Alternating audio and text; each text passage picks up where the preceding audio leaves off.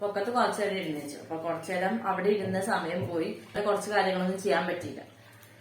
അപ്പൊ അതുകൊണ്ട് ഇനിയിപ്പോ എല്ലാം ധൃതി പിടിച്ച് ചെയ്യേണ്ടി വരും.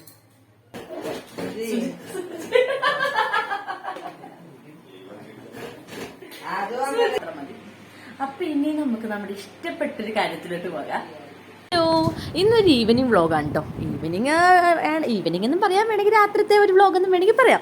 ഈവനിങ് തൊട്ട് ഞങ്ങളുടെ രാത്രി വരെയുള്ള കുറച്ച് കാര്യങ്ങൾ, ഞങ്ങൾ എന്തൊക്കെയാണ് ചെയ്യുന്നത്, എങ്ങനെയൊക്കെയാണ് ഞങ്ങളുടെ രാത്രിയുള്ള കാര്യങ്ങൾ എന്നൊക്കെ പറഞ്ഞിട്ട് ഒരു കുഞ്ഞു വ്ളോഗാണ് കേട്ടോ. വൈകുന്നേരം ആയപ്പോൾ തന്നെ ചേട്ടക്ക് കടി ഇടണമെന്ന് തോന്നി. കടി എന്ന് പറഞ്ഞാൽ നമ്മുടെ പപ്സോ കടിയോ അങ്ങനെ എന്തെങ്കിലുമൊക്കെ ആയിക്കോട്ടെ എന്ന് പറഞ്ഞു. അപ്പോൾ ഞാൻ പറഞ്ഞു എന്നാൽ നമുക്ക് വല്ല വടയോ അങ്ങനത്തെ എന്തെങ്കിലും കടികൾ വാങ്ങിക്കാമെന്ന് പറഞ്ഞു.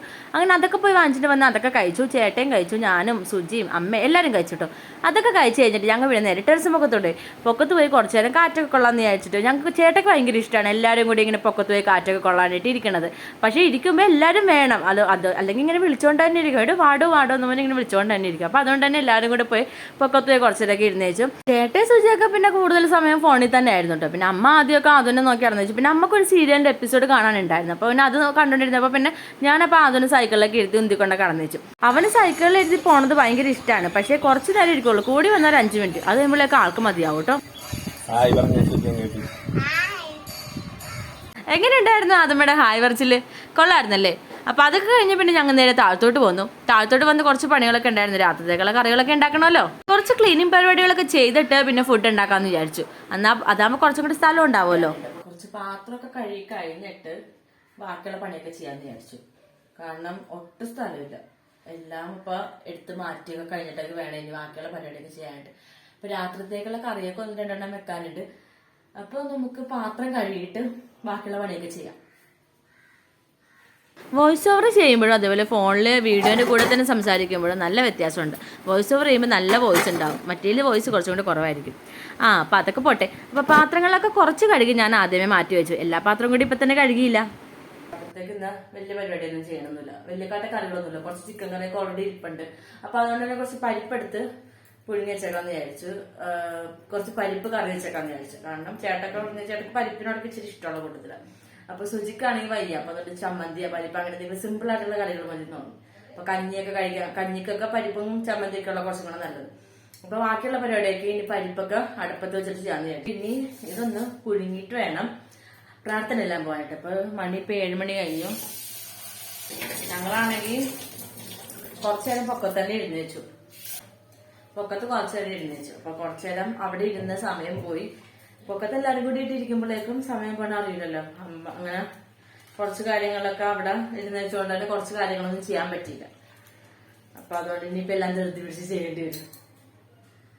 അങ്ങനെ പരിപ്പ് വേവിക്കാനുള്ള കാര്യങ്ങളൊക്കെ സടപടേന്ന് ചെയ്യാൻ തുടങ്ങി. അപ്പോൾ പരിപ്പ് ആദ്യം തന്നെ കഴുകിയിട്ട് അതിനകത്തൊരു സവാള അരിഞ്ഞിട്ട് ആവശ്യത്തിന് ഉപ്പ് ഇട്ട് പിന്നെ ഒരു പച്ചമുളകും കൂടി ഇട്ടായിരുന്നു കേട്ടോ. അതെല്ലാം കൂടി നല്ലോണം ഇട്ടിട്ട് കുക്കർ അടുപ്പത്തോട്ട് വെച്ചു.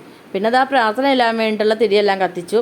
പ്രാർത്ഥന എല്ലാമായിട്ട് ഞങ്ങൾ തിരിയെല്ലാം കത്തിച്ച് കഴിഞ്ഞപ്പോഴേക്കും ചെറുതായിട്ടൊന്ന് കറണ്ട് പോയായിരുന്നു കേട്ടോ. പിന്നെ കറണ്ട് വന്ന് അപ്പം വേഗം തന്നെ കറണ്ട് വന്നു. അത് കഴിഞ്ഞിട്ടാണ് പിന്നെ പ്രാർത്ഥന എല്ലാം വേണ്ടി തുടങ്ങിയത്.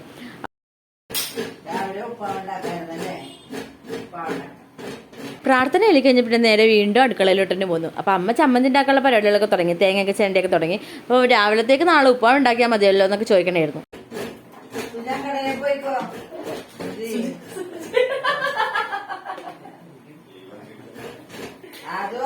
അതിനിടയിൽ അതിനോട് അങ്കടയിൽ പോയി ഇരുന്നു എന്ന് പറഞ്ഞത് അമ്മ പറഞ്ഞു വന്നപ്പോഴേക്കും ചെറുതായിട്ടൊന്ന് മാറിപ്പോയി. എനിക്കാണെങ്കിൽ ചിരിക്കുമ്പോൾ ഡബിൾ വോയിസാ. അതിനിടയിൽ അത് വന്നിട്ട് തേങ്ങാപ്പേറ്റ് തിന്നാൻ വേണ്ടി അമ്മമ്മയുടെ ഉടുപ്പയിലൊക്കെ പിടിച്ച് വലിക്കുന്നുണ്ടായിരുന്നു. നേരത്തേക്ക് ഞാൻ കടുക് എന്ന സാധനം ഒട്ടും ഇഷ്ടമില്ലാത്ത ഒരാളായിരുന്നു. എപ്പോഴും കടുക് ഇപ്പൊ ചമ്മന്തിയിൽ കടുക് ഇട്ട് കഴിഞ്ഞാൽ എല്ലാ കടുകും ഞാൻ പെറുക്കി മാറ്റുമായിരുന്നു.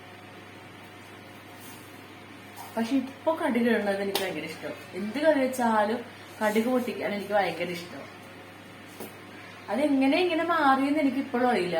കഴിഞ്ഞിടക്ക എന്റെ അമ്മച്ചി വന്നപ്പോൾ അമ്മച്ചി ചോദിച്ചു, നിനക്ക് സാധാരണ കടുക് ഇഷ്ടമല്ലാത്ത ആളായിരുന്നില്ല, ഇപ്പൊ പിന്നെ എന്താ കടുകൊക്കെ ഇട്ടു തുടങ്ങിയെന്ന്. ചേട്ടക്ക് കടുക് എല്ലാത്തിലും കടുക് പൊട്ടിക്കണ ഇഷ്ടം. ചിലപ്പോ ചേട്ടയുടെ ഇഷ്ടത്തിലോട്ട് ഞാൻ മാറിയതാണോന്ന് എനിക്കറിയില്ല. നിങ്ങളും ഇങ്ങനെയുണ്ടോ? കല്യാണം കഴിഞ്ഞ് ഭർത്താക്കന്മാരുടെ ഇഷ്ടത്തിലോട് നമ്മുടെ ഇഷ്ടങ്ങൾ നമ്മൾ അറിയാതെ തന്നെ മാറിപ്പോണത് ഉണ്ടെങ്കിൽ കമന്റ് ചെയ്യണം കേട്ടോ. ഞാൻ ശരിക്കും ഇങ്ങനെയായി മാറിപ്പോയത് എനിക്ക് തന്നെ വിശ്വസിക്കാൻ പറ്റാത്തൊരു കാര്യമായിരുന്നു. അത്രയ്ക്ക് ഇഷ്ടമല്ലാത്ത ഒരാളായിരുന്നു എനിക്ക് കടുകെന്ന് പറഞ്ഞാൽ. എന്താണല്ലേ, കല്യാണം കഴിഞ്ഞ് കഴിയുമ്പോൾ ഭർത്താക്കന്മാരുടെ ഇഷ്ടങ്ങൾ നമ്മൾ അറിയാതെ തന്നെ നമ്മുടെ ഇഷ്ടങ്ങളായി മാറിക്കൊണ്ടിരിക്കുന്നു. അങ്ങനെ പരിപ്പ് കറി റെഡിയായി, ചമ്മന്തി റെഡിയായി. ചമ്മന്തി അമ്മ ഉണ്ടാക്കി. അപ്പൊ എന്നിട്ട് പരിപ്പ് ചമ്മന്തി ഉണ്ടാക്കേണ്ട കാര്യത്തിൽ വന്നില്ല. അപ്പൊ പരിപ്പ് കറി കഴിഞ്ഞു. അപ്പൊ കറികളുടെ പരിപാടിയൊക്കെ കഴിഞ്ഞു. പിന്നെ ചിക്കൻ കുറച്ച് ഫ്രിഡ്ജിൽ ഇരിപ്പുണ്ട്, കറി വെച്ചതാണ്. അപ്പൊ അതൊന്ന് തിന്നാൻ നേരത്തൊന്ന് ചൂടാക്കി എടുത്താൽ മാത്രം മതി. അപ്പൊ ഇനി നമുക്ക് നമ്മുടെ ഇഷ്ടപ്പെട്ടൊരു കാര്യത്തിലോട്ട് പോകാം. ഇതാണ് ഞാനിപ്പോ പറഞ്ഞ ഞങ്ങളുടെ ഇഷ്ടം. നേരത്തെ ഞാൻ ഈ സീരിയലൊന്നും കാണാത്ത ആളായിരുന്നു കേട്ടോ. ഇവിടെ വന്നു കഴിഞ്ഞപ്പോഴാണ് അമ്മയുടെ കൂടെ കൂടി ഞാനും സീരിയൽ കാണുന്ന ഒരാളായി. നേരത്തെയൊക്കെ കല്യാണത്തിന് മുമ്പ് പറഞ്ഞുകൊണ്ടിരുന്ന വെച്ചത് മരുമോള് വന്നു കഴിഞ്ഞിട്ട് വേണം അമ്മായിയുടെ സീരിയൽ കാണൽ നിർത്തിക്കാനെന്നായിരുന്നു. പക്ഷേ നേരെ തിരിച്ചാണ് സംഭവിച്ചത്. അമ്മയുടെ കൂടെ കൂടി ഞാനും സീരിയൽ കാണാൻ തുടങ്ങി. അങ്ങനെ അധികം സീരിയലൊന്നും കാണാറില്ല കേട്ടോ, 1-2 കാണാറുള്ളൂ. അല്ലേ കിളി? കിളി എവിടെ? കിളി അപ്പുറത്തുണ്ടല്ലേ കിളി.